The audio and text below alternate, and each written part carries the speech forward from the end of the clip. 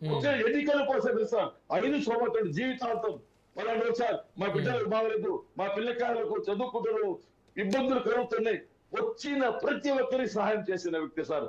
35,000 ఓట్లతో ఎలా ఓడిపోయారు సార్? అంత చిత్తు ఓడిపోతారా? ఇదే ఎక్కడ అనుమానంతో వస్తుంది సార్. ఎక్కడ పోటీ చేసే తెలుగుదేశం అభ్యర్థి అందరూ గెలుస్తారో లేదు అతనికి అనుమానం ఉన్నది. అటువంటి చోట 35,000 ఓట్లు ఆటల ప్రభాకర్ రెడ్డి గారు ఎలా ఓడిపోయారు సార్? ప్రజల మన్నను పొందిన వ్యక్తి, ప్రజల మన్నను పొందిన వ్యక్తి ఎలా ఓడిపోయాడు? ఇదే విధంగా ఆత్మకూరు, ఉదయగిరి, సర్వేపల్లి ఈ నియోజకవర్గాల్లో ఓడిపోయారంటే విచిత్రంగా సార్. అక్కడ క్యాండిడేట్ వాళ్ళు గెలుస్తారు, వాళ్ళకి నమ్మకం లేదు. అంటే ఈ రోజు ఈ విధంగా ఈ పరిస్థితులు ఉన్నాయి కాబట్టి మాకు 11 సీట్లు అంటున్నారు, మాకు 40% వచ్చాయి సార్. ఇంకొక ముఖ్యమైన విషయం ఏంటంటే సార్, బ్రహ్మనాయుడు సార్, మాకు వైఎస్ఆర్ సిపికి 1,32,00,000 ఓట్లు వచ్చాయి సార్. తెలుగుదేశానికి వచ్చింది 1,52,00,000 సార్. కేవలం 20 లక్షల ఓట్లు మాత్రమే తేడా. జనసేనకు వచ్చింది ఎన్ని సార్? 23 లక్షల ఓట్లు మాత్రమే, కేవలం 23 లక్షల ఓట్లు. 23 లక్షలు అంటే మీకు చిన్న సంఖ్యలాగా ఉంది, కేవలం అంటున్నారు. అవును సార్, 1,32,00,000 ఎక్కడా? 32 కేవలం 23 లక్షలు ఎక్కడా? ఇప్పుడు మొయినుద్దీన్ గారు చెప్పేదేనండి, 6 సబ్జెక్టులు ఉంటాయి. 5 సబ్జెక్టులకి ఒక క్లాసులో 6 సబ్జెక్టులు ఉంటాయి. 5 సబ్జెక్టులకి 100 వచ్చేసాయి. కానీ ఒక సబ్జెక్టులో మాత్రం పాస్ మార్క్ 35 అయితే 34 వచ్చాయి. ఫెయిలే కదా సార్?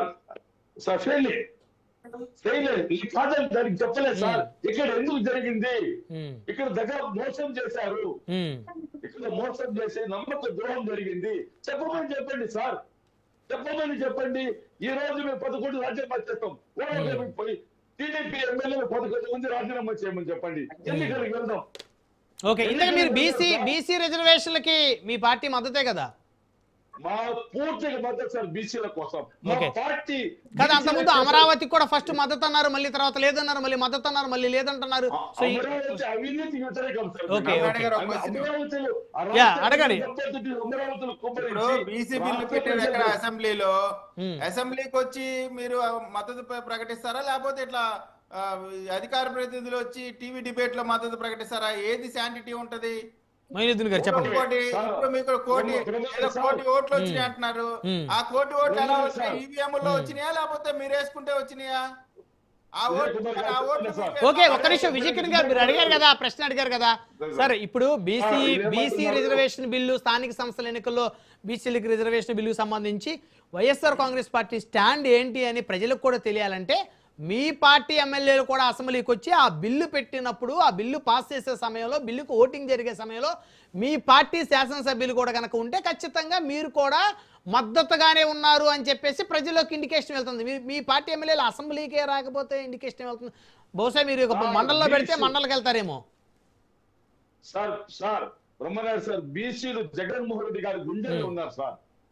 జగన్మోహన్ రెడ్డి గుండెల్లో బీసీలు ఉన్నారు సార్. గుండెల్లో జగన్మోహన్ గుండెల్లో పేదలు ఉన్నారు సార్. అవును సార్. ఓకే, కాబట్టి ఈ రోజు అన్ని పథకాలు బీసీలకు ప్రతి పథకం అందజేశారు సార్. ఓకే సార్, ఈ రోజు అంటున్నారు సార్, వీళ్ళు లేదంటున్నారు.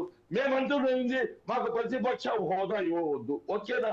మాకు ప్రతిపక్ష నాయకుడికి మాట్లాడే సమయం ఎంత కేటాయిస్తారో అంత సమయం కేటాయించండి. మా నాయకులు అసెంబ్లీకి వస్తారు, మీరేమంటారు?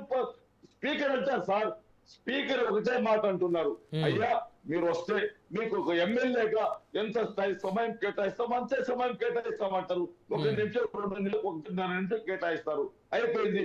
అంటే అక్కడికి పిలిపించి భంగపాటు చెయ్యాలి ఏదో ఒక విధంగా జగన్మోహన్ రెడ్డి గారిని, ఏదో విధంగా తీసుకురావాలి. జగన్మోహన్ రెడ్డి గారిపై జగన్ గారిని కించపరచాలని దురుద్దేశం. ఎందుకంటే ఇద్దరు స్పీకర్ అటువంటి వారే, ఒక స్పీకర్ బ్యాంకు దొంగ, ఒక స్పీకర్ అబద్ధాలు దొంగ, వీళ్ళిద్దరు దొంగలే సార్. అట్లా మాట్లాడొద్దండి మొయినుద్దీన్ గారు.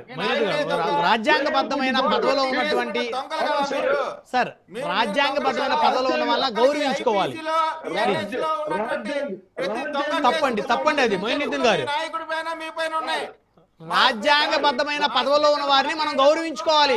మన ఆంధ్రప్రదేశ్ రాష్ట్ర స్పీకరు మన ఆంధ్రప్రదేశ్ రాష్ట్ర డిప్యూటీ స్పీకర్ మనం గౌరవించుకోవాలి సార్. కేసులు అంటారా, ఫైట్ చేయండి. వారి మీద ఉన్న కేసులకు సంబంధించి మీరు కూడా అవసరమైతే ఆ కేసులో ఇంప్లీడే ఫైట్ చేయండి, దాన్ని ఎవరు కూడా కాదనరు. 100 కోట్ల బ్యాంకులు రుణాలు ఎగ్గొట్టారు సార్ అసలు. ఓకే ఓకే మా ఓకే ప్రజల డబ్బు వైఎస్ఆర్ ఆ కాంగ్రెస్ బ్యాంకులు పార్టీ లోన్లు తెచ్చుకోవడం. Sir, one by one speaker, one by one మాట్లాడదాం. కనీసంగా డిబేట్ లో మాట్లాడేటప్పుడు వాడాల్సినటువంటి భాష వన్ బై వన్ మాట్లాడదాం. మొయినుద్దీన్ గారు ప్లీజ్, సమయం తక్కువ ఉంది, మళ్ళీ మాట్లాడదురు. వన్ బై వన్ మాట్లాడదాం.